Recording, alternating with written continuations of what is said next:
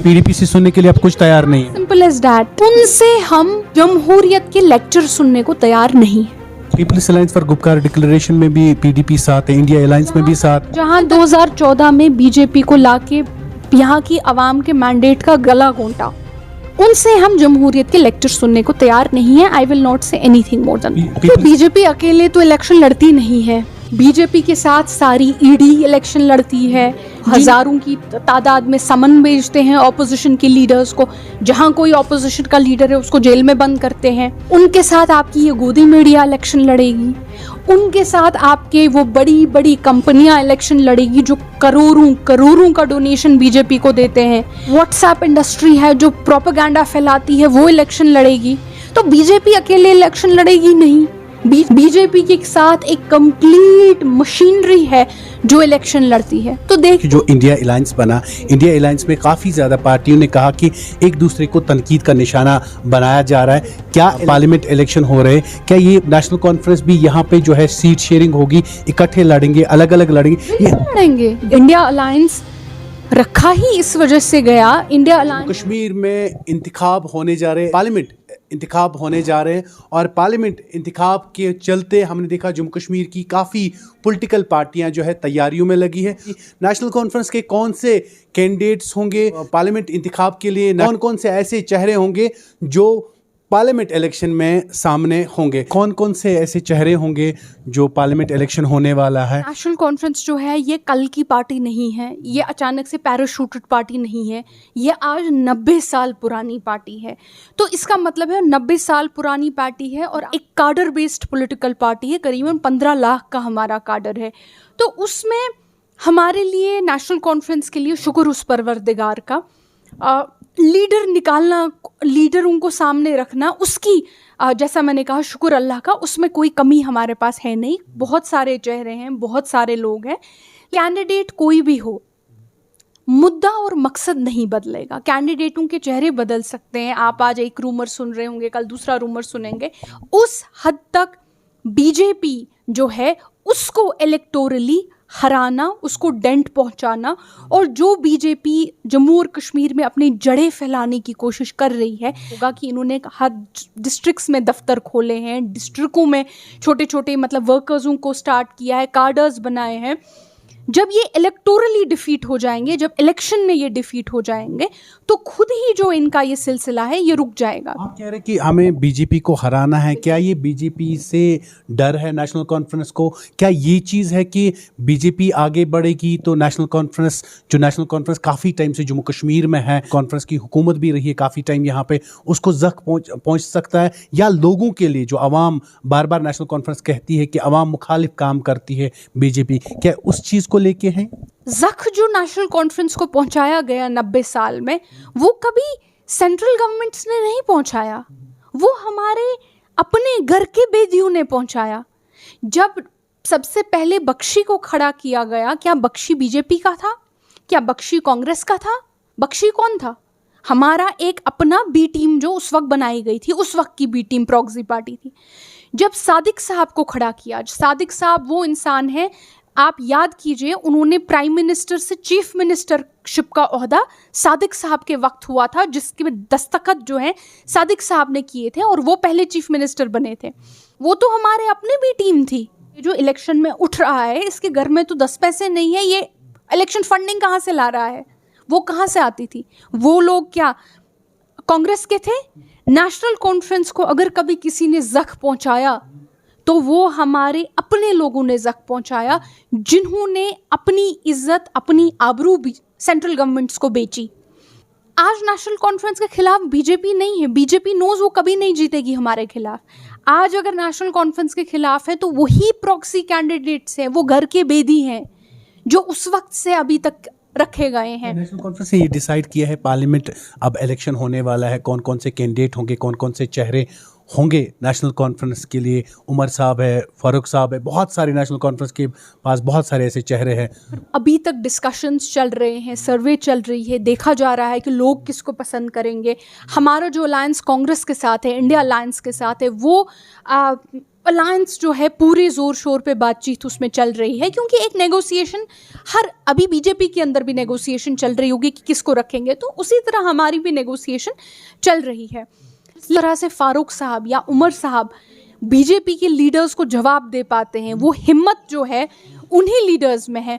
तो मैं ज़रूर चाहूँगी अपने एट माई ओन एंड चाहूँगी कि फारूक साहब, उमर साहब में से कोई एक हो या दोनों हो, या वो ज़रूर जम्मू और कश्मीर को पार्लियामेंट में रिप्रेजेंट करें। इंडिया अलायंस में कुछ खबरें ये भी चल रही है, इंडिया अलायंस में सब कुछ ठीक नहीं है, बातें हो रही है। बीजेपी हमारी सियासी दुश्मन है, वो तो कहेंगे ना कि जो इंडिया अलायंस बना, इंडिया अलायंस में काफ़ी ज़्यादा पार्टियों ने कहा कि एक दूसरे को तनकीद का निशाना बनाया जा रहा है।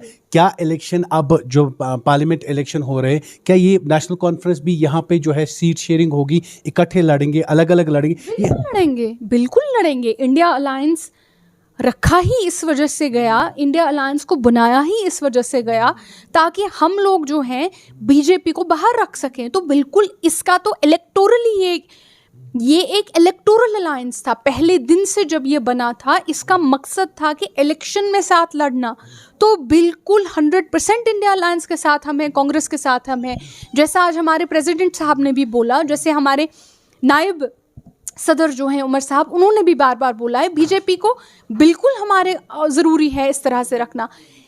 अब जब बात होती है इंटरनल नेगोशिएशन की, हमारे नायब सदर ने भी बार बार उन्होंने कहा है कि जो सीटें जिन पे ऑलरेडी नेशनल कांग्रेस, जिन पे ऑलरेडी नेशनल कॉन्फ्रेंस है, वो सीटें उन पे हम बात नहीं करेंगे। इस वजह से नहीं करेंगे क्योंकि बीजेपी इन सीटों पे नहीं आ सकती है, क्योंकि ये ऑलरेडी एनसी के पास है और एनसी ऑलरेडी इन पे काफ़ी स्ट्रांग है। कश्मीर की सीटों पे नेशनल कॉन्फ्रेंस अलायंस ऑलरेडी हमारे पास वो सीटें हैं, ऑलरेडी हम वहाँ जीत चुके हैं, ऑलरेडी लोग वहाँ हमें सपोर्ट कर रहे हैं। तो हम वहाँ पे मतलब उन पे क्यों बात की जाए जहाँ हम ऑलरेडी जो चीज़ हम ऑलरेडी जीत रहे हैं, जहाँ पे बीजेपी को ऑलरेडी हराया गया है और जहाँ पे बीजेपी को इस बार भी हराया जाएगा, जहाँ हम श्योर हैं बीजेपी हारेगी। लेकिन जहाँ जहाँ पे बीजेपी जीती है उसमें आती है जम्मू की आपकी 2 सीटें, लद्दाख की आपकी 1 सीट। इन 3 सीटों पे बीजेपी ने इलेक्शन जीता था लास्ट टाइम। वहाँ पे 100% अलायंस होगा और वहाँ पे इस तरह का एक कॉम्बिनेशन बनाया जाएगा। नेशनल कॉन्फ्रेंस भी उसमें एक पूरा सपोर्ट करेगी। इस तरह का कॉम्बिनेशन बनाया जाएगा कि बीजेपी के लिए जीतना इम्पॉसिबल हो जाए। नेशनल कॉन्फ्रेंस को कौन सा लगता है स्ट्रॉन्ग, जो नेशनल कॉन्फ्रेंस को पॉलिटिकल पार्टी टक्कर दे सकती है, जिसको नेशनल कॉन्फ्रेंस अपनी रेस में गिनती है? नेशनल कॉन्फ्रेंस यहाँ की रेस में, अगर कोई इलेक्शन की रेस में अगर कोई होता है तो वो सिर्फ अवाम और जनता होती है। अवाम जो है रेस में सिर्फ अवाम होती है। लेकिन आजकल अनफॉर्चुनेटली रेस में बीजेपी इस तरह से आ गई है कि उन्होंने इलेक्शन को ही हड़पा दिया है। उन्होंने अवाम का गला घूंटा है, उन्होंने अवाम को ही वोट करने नहीं दिया है। तो इस सिचुएशन में अगर नेशनल कॉन्फ्रेंस के खिलाफ कोई काम कर रहा है तो वो तो इलेक्शन कमीशन है। हमसे नेशनल कॉन्फ्रेंस से डर किसको लगता है? उन्हीं से जो इलेक्शन को डिले कर रहे हैं। जिस सियासी तंजीम को नेशनल कॉन्फ्रेंस से इतना डर लगता है कि वो इलेक्शन ही नहीं करा पा रहे, नेशनल कॉन्फ्रेंस उनसे क्यों डरे?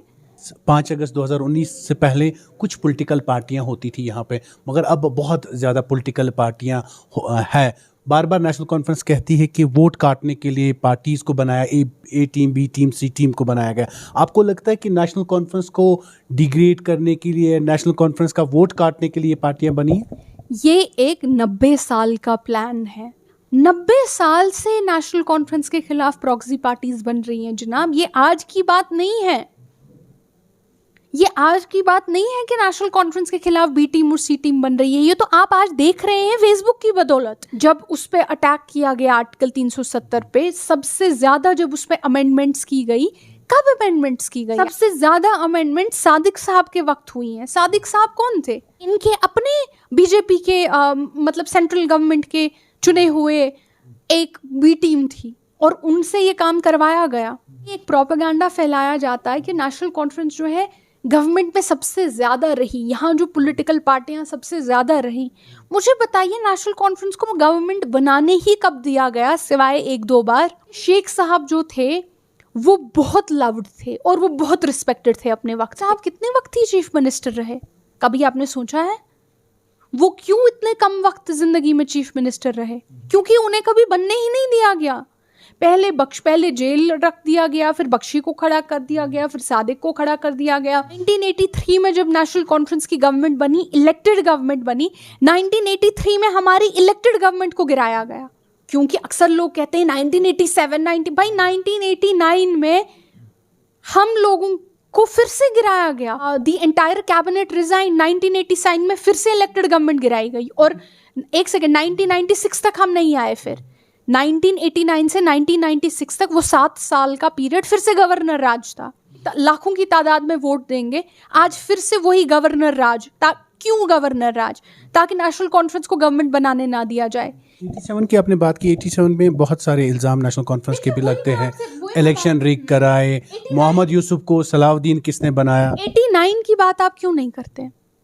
87 पे नेशनल कॉन्फ्रेंस ने बार बार कहा है कि इतना बड़ा चढ़ा के एक रूमर फैलाया गया, जबकि इतना कुछ हुआ ही नहीं था। इसीलिए नेशनल कॉन्फ्रेंस ने बार बार कहा है कि अगर आप इस पे एक कमीशन भी बिठाएं कि कहाँ कहाँ पे धांधली हुई थी, हम वो सुनने को तैयार हैं। अगर 1987 में हमने इतनी ही धांधली करके हम आए थे, तो हम 1 साल बाद ही उसी सेंट्रल गवर्नमेंट ने हमको क्यों गिराया? इंडिया अलायंस में आपके साथ पीडीपी भी है। रिसेंटली एक इल्तिजा मुफ्ती का एक ट्वीट आता था, उसके ऊपर आपने रिएक्ट किया जब पाकिस्तान में इलेक्शन हुए थे इमरान खान के ऊपर।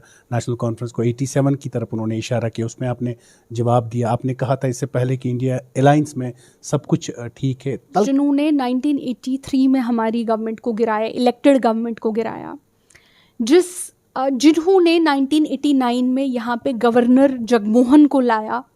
National Conference will not listen to lectures from those who in 2014 got the BJP here, those who in 1989 got Jagmohan here, those who in 1983 brought down an elected government. We will not hear a lecture on democracy from them. That is it. Umar साहब का कल एक बयान आता, उमर साहब ने कहा कि मेरे वालिद साहब जिम्मेवार नहीं हैं। मुफ्ती मोहम्मद सईद के ऊपर उन्होंने निशाना साधा। मुफ्ती मोहम्मद सईद तब यहाँ पे होम मिनिस्टर थे। हम उन पे सवाल किए गए कश्मीरी पंडित्स को लेके, बोला कि कश्मीरी पंडित्स को लेके उन्होंने कहा, एक सिंपल फैक्ट बेस्ड जवाब दिया। बोला जो आप लोग ये प्रोपेगेंडा करते हो कि नेशनल कॉन्फ्रेंस ने ही कश्मीरी पंडितों को यहाँ से निकाला। 1990 में जब कश्मीरी पंडितों का एक्सोडस हुआ, उस वक्त गवर्नर रूल था। गवर्नर कौन था? जगमोहन। होम मिनिस्टर कौन थे? मुफ्ती मोहम्मद सईद। प्राइम मिनिस्टर कौन थे? वीपी सिंह। तो हम पे सवाल कैसे आते हैं? प्राइम मिनिस्टर ने कहा कि 370 सीटें से ज़्यादा हम इस बार लेंगे, और वहीं पे बीजेपी का दावा है 500 के पार बीजेपी इस बार होगी। और 7 और 15 मार्च तक ये भी बताया जा रहा है प्राइम मिनिस्टर का दौरा होगा कश्मीर का। देखिए, बीजेपी अकेले तो इलेक्शन लड़ती नहीं है। बीजेपी के साथ सारी ईडी इलेक्शन लड़ती है, जिनको वो हज़ारों की तादाद में समन भेजते हैं ऑपोजिशन के लीडर्स को। जहाँ कोई ऑपोजिशन का लीडर है उसको जेल में बंद करते हैं। आपको लगता है कि बीजेपी के अंदर जो है वो उन लोगों के ऊपर कोई इन्वेस्टिगेशन नहीं होती जो बीजेपी के बाहर बाकी पॉलिटिकल पार्टियां, उनके ऊपर एक्शन होता है? बीजेपी के तो वॉशिंग मशीन कहते ही हैं। हेमंता बिस्वास, असम के चीफ मिनिस्टर, कल तक उन पे ईडी की उन पे जांच एजेंसियों का दावा आता था कि इन्होंने इतने करप्शन में केसेस में इन्वॉल्व हैं। बीजेपी ज्वाइन किया, उसके बाद एक भी समन नहीं। पहले ऑपोजिशन में हुआ करते थे, उनको समन्स भेजते थे, उनको जांच एजेंसियां तंग करती थी। फिर बीजेपी में स्विच कर दिया तो अचानक से सब ठीक। जिन्होंने कहा कि जो बीजेपी के साथ है उनके ऊपर कोई कार्रवाई नहीं होती है, जो बीजेपी के बाहर बाकी तंजीमें हैं उनके ऊपर ईडी की रेड, सीबीआई की रेड, उनके ऊपर छानबीन भी होती है। और उन्होंने ये भी साथ में कहा कि नेशनल कॉन्फ्रेंस एक ऐसी तंजीम है जिन्होंने आवाम के लिए यहाँ पे काम किया। हम किसी से लेक्चर नहीं सुनेंगे, हम उन लोगों से भाषण भी नहीं सुनेंगे जिन्होंने यहाँ पे बीजेपी को लाया है।